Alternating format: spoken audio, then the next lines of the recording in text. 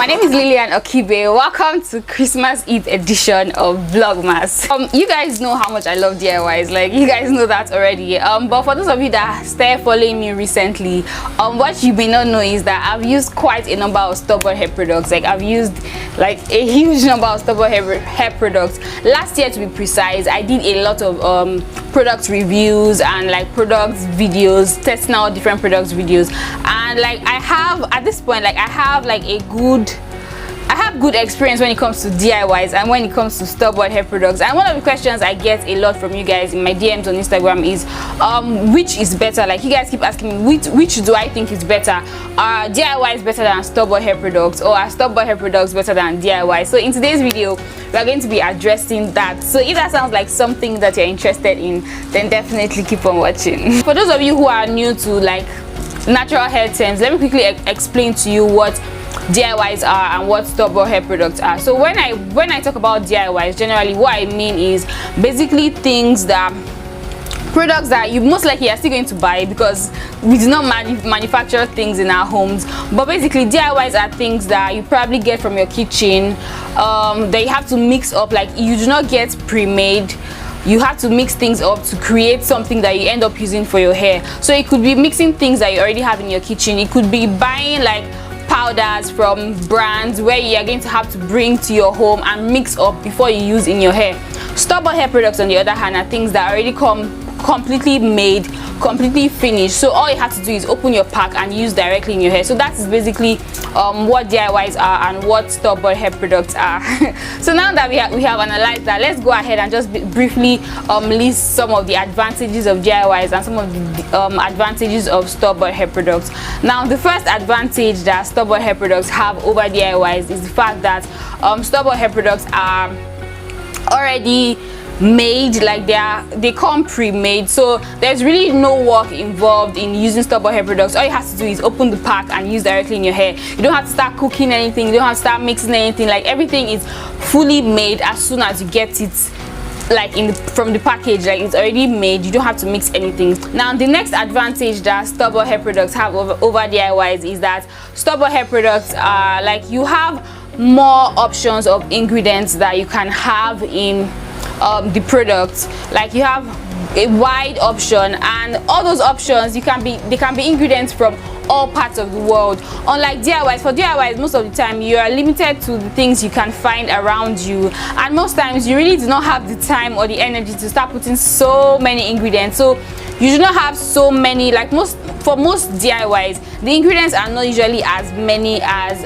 ingredients that you get when you buy stubborn hair products. So that's another advantage that stubborn hair products have over DIY. So in a way, stubborn hair products can be more like balanced than DIYs, depending on how much work you are willing to put into your DIY concoctions. But generally stubborn hair products have more variety of ingredients in them as opposed to DIY products. So another advantage that stubborn hair products have over DIYs is that stubborn hair products are easier to use because they're already pre-made. Like everything is finished. Like the texture is usually smoother. Like you don't have like clumps and chunks of ingredients not properly mixed in, especially if you're buying your products from brands that already have good reputation. Like the products usually have better texture, they have better finishing in general, as opposed to DIYs where you have like it's not usually like really finished and the texture is usually not the best, you know, that kind of thing. So that is another advantage that stubborn products have over DIYs. Another advantage is that stubborn hair products generally have perfume pleasant smell. So part of the finishings that many companies that produce hair products do is that they usually add perfumes into them. So if you put most times when you put stubborn hair products in your hair, when you walk past, people will be like, oh, what perfume are you wearing? But it may not really be your perfume, it may just be like the perfume or like the smell of the hair products that you're using. So generally stubborn hair products smell nicer in general than DIY hair products. That's the thing about many of all these ingredients that we use that are very nice and nourishing to the hair, is that many of them do not smell nice. So you're going to have to add some form of perfume if you want your product to smell nicer. And and many of us may not have the right information to know the best things to add. People go for adding what's it called, essential oils, but I've tried using essential oils, and the smell, I don't really like. The smell is usually too harsh for me. Like, many of them just smell weird, you know. So generally I feel like store-bought hair products have nicer smell than DIYs. Another hair advantage, and this is going to be the last advantage I'm going to list, there are actually more, but I'm just going to stop here, is that store-bought hair products have you can almost find anything you need in a store-bought hair product, in the sense that you have variety of options to choose from in a store-bought hair products. What I mean, like, you can find, if you go to the store, you can find gel, you can find leave-in conditioner, you can find deep conditioners, you can find cream, and like, you have like you can find almost anything in the store-bought hair products category. DIYs, on the other hand, it's not like you cannot find them, but personally I feel like for DIYs are basically stuffs that are basically simpler, things you mix in your kitchen, things that you probably store in the fridge and use like immediately, and those kind of things. I really do not recommend using preservatives and things like that. When you start to add preservatives into your DIY products, and I feel like it's no longer a DIY. You have made yourself a product formulator, and I do not recommend you going into product formulation if you're not properly trained in all those things. So in a way, DIYs are kind of limited. You have a limited option of things that you can make as DIYs.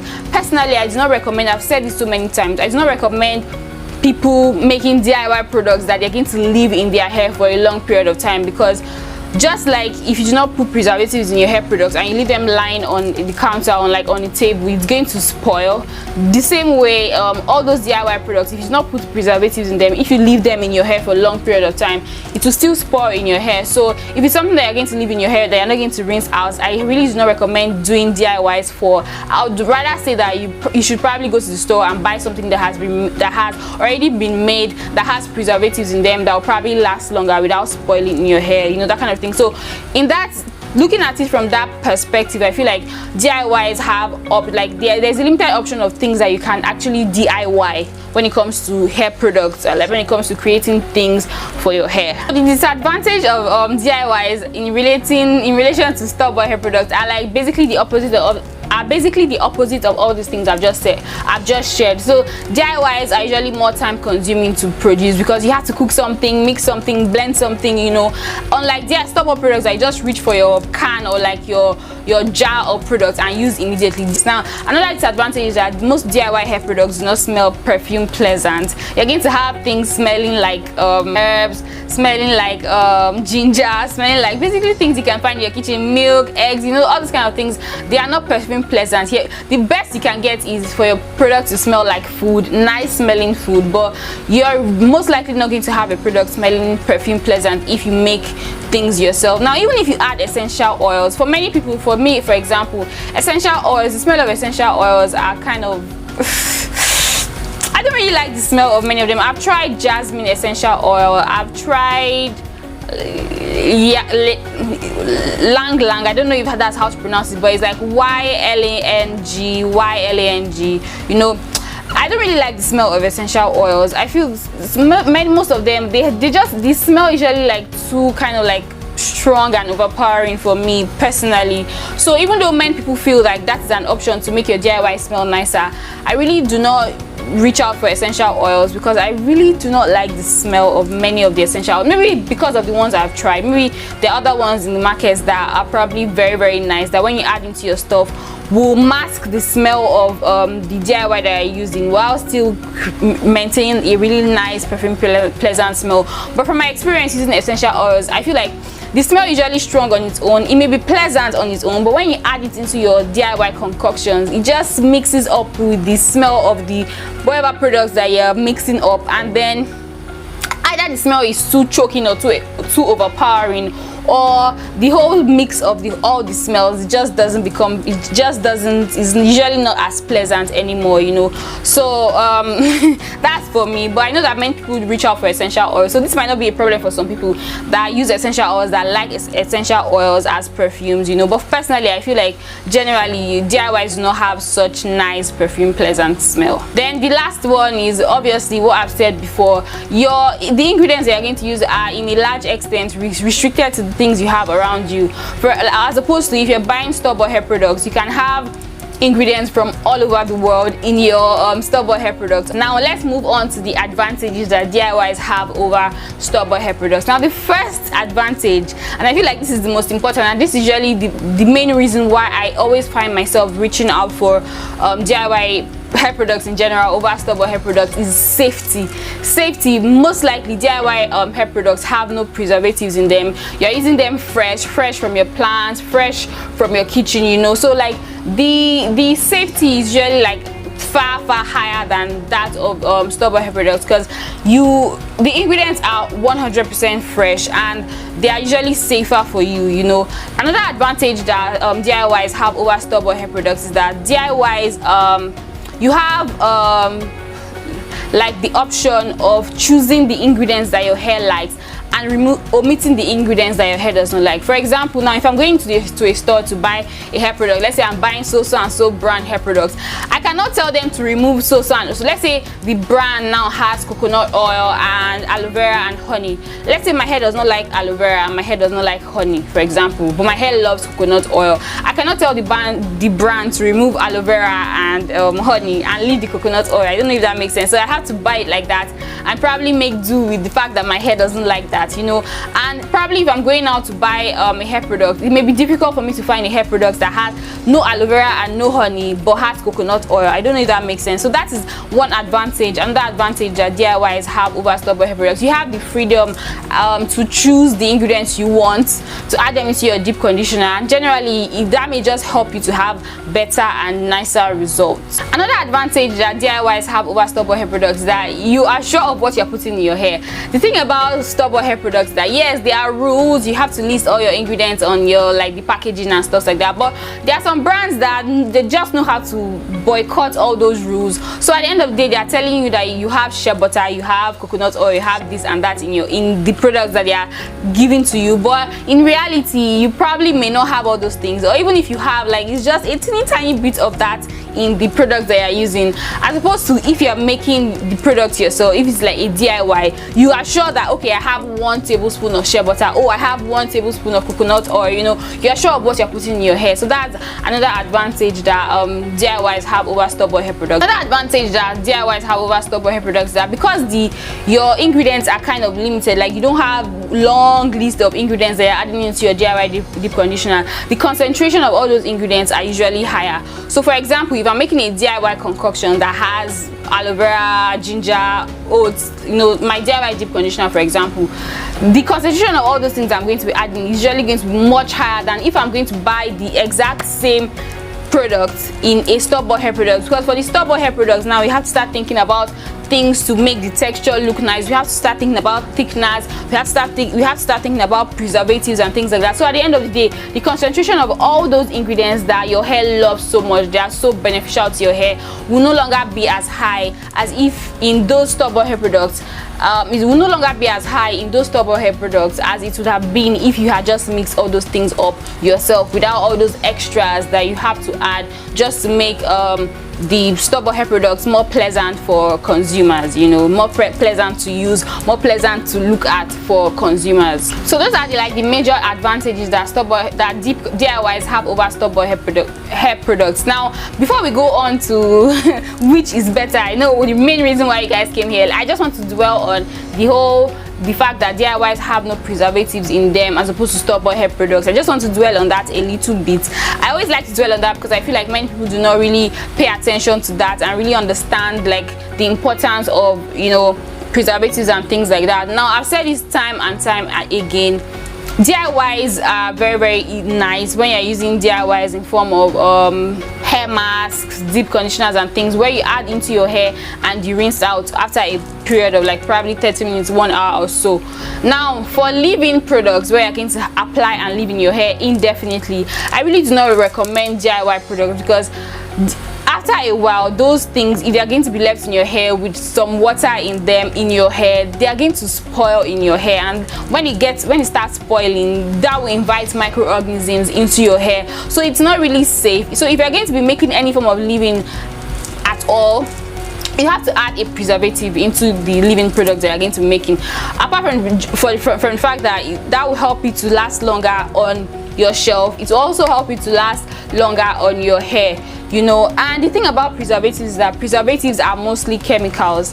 You should not be adding preservatives into your products if you have no knowledge on product formulation, on the chemistry of preservatives and things like that. So please and please, I've said this so many times and I keep saying it again and again and again, DIYs, if you know you do not have any knowledge on chemistry of preservatives, product formulation and things like that, please and please stay away from making DIYs that are going to be leave-in products, things that are going to live in your hair indefinitely, because that way, if you continue to use those preservatives without knowledge, you are going to be killing yourself. Now, even if you do not use those preservatives, just make those leave-in products and you put in your hair without any form of preservatives, those things will decay, they'll get spoiled in your hair, and when it gets spoiled in your hair, that will invite microorganisms that will probably harm you. So it's a win-win situation. If you must make a leave-in product, please use only things like dry things, oils, butters, where you don't have to add any form of water or any form of ingredients that contains water. By ingredients that contains water, I'm talking about any form of juice in general, any form of, if you are going to be adding any form of aloe vera, anything basically that has water in them, you should be staying away from them. Now honey is not a preservative.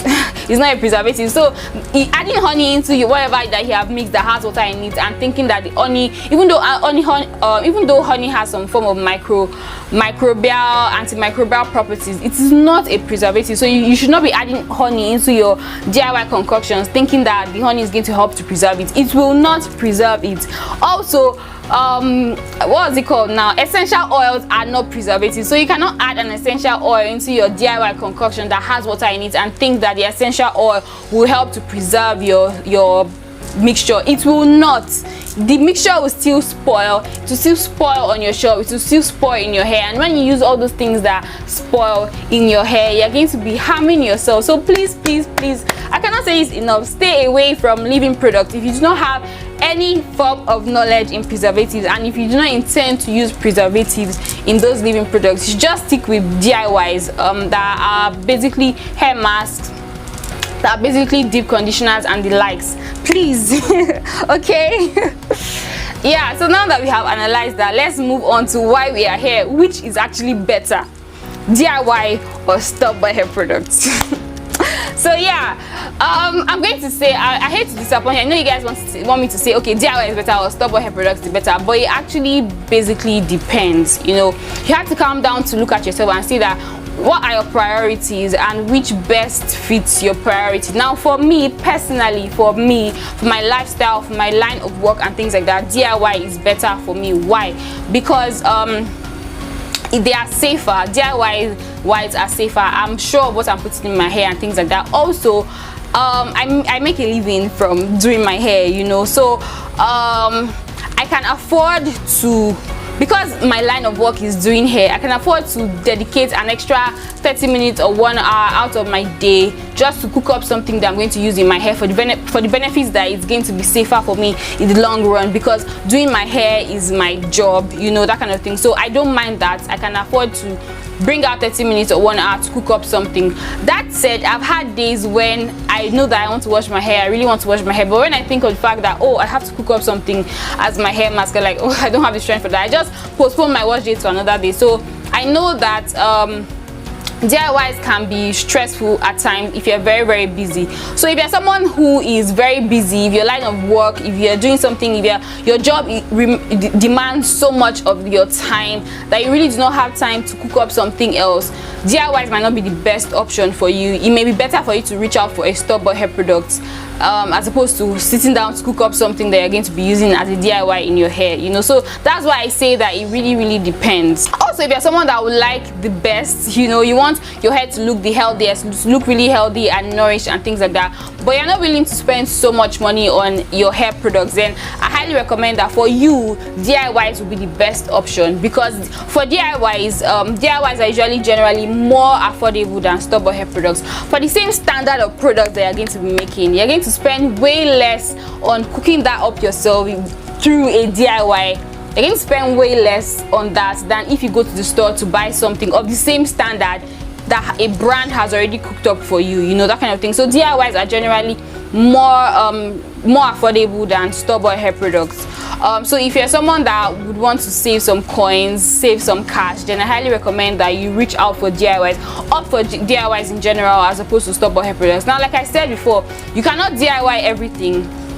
From time to time, you're still going to have to go to a brand, go to a store to buy something that has already been made by a brand, by people who have more knowledge on product formulation generally than you know. So DIY is not going to be like a total replacement in general for, especially if you're someone that has no knowledge on on a product formulation and things like that. DIYs may not be a total substitute for store-bought hair products.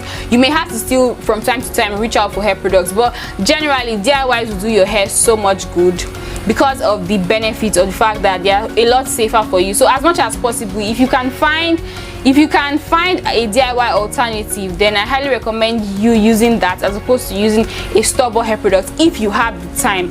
Now, I'm not saying that all store-bought hair products are generally unsafe for you or loaded with chemicals and things like that, but for like the more natural a store-bought hair product is, the more expensive it's going to be. So if you're someone that you do not have the time, you know, you don't have the time to cook up hair products and things like that, you should be willing to spend your coins you know, for you to get the best, because generally all those cheap hair products that you find in markets, most likely they contain chemicals and ingredients that are not the best for you. So if you are someone that you don't have the time to mix up things, then I highly recommend that you should be willing to drop the money for you to get the same standard, you know, in a store-bought hair product. Those, if you're going to be getting like a store-bought hair product that is like completely really safe, like as safe as a store-bought hair product can be, because whether I like it or not, they're still going to have to add a preservative into it, and generally most preservatives they usually have side effects, you know, especially when you use them over time, that kind of thing. So as safe, the safest that a store-bought hair product can be, if you're going to be getting something like the best in the market, you're going to have to be willing to spend your money, to spend some coins, because those things are going to be more expensive. It's more expensive to produce products that have very natural, beneficial, helpful ingredients in them, than to produce products that have basically chemicals that are just like additives and things like that, you know, that kind of thing. So so I want to encourage you, if you cannot make those DIYs yourself, then be willing to spend your money, because generally that will do you way more good than always reaching out for cheap alternatives. If you are so cheap, if you don't have so much money to spend, then it's a very good idea to stick with DIYs as much as possible, you know. So I hope I have answered you guys' questions, and I hope by now you've been able to like really sit down for yourself and figure out which you think is best for you. Now with that, we've come to the end of this episode of Vlogmas. Tomorrow is the total end of Vlogmas, and I'm so excited. I'm so happy that I was able to make it to the end you know. So thank you so much for watching this video. See you guys tomorrow in episode 25 of Vlogmas.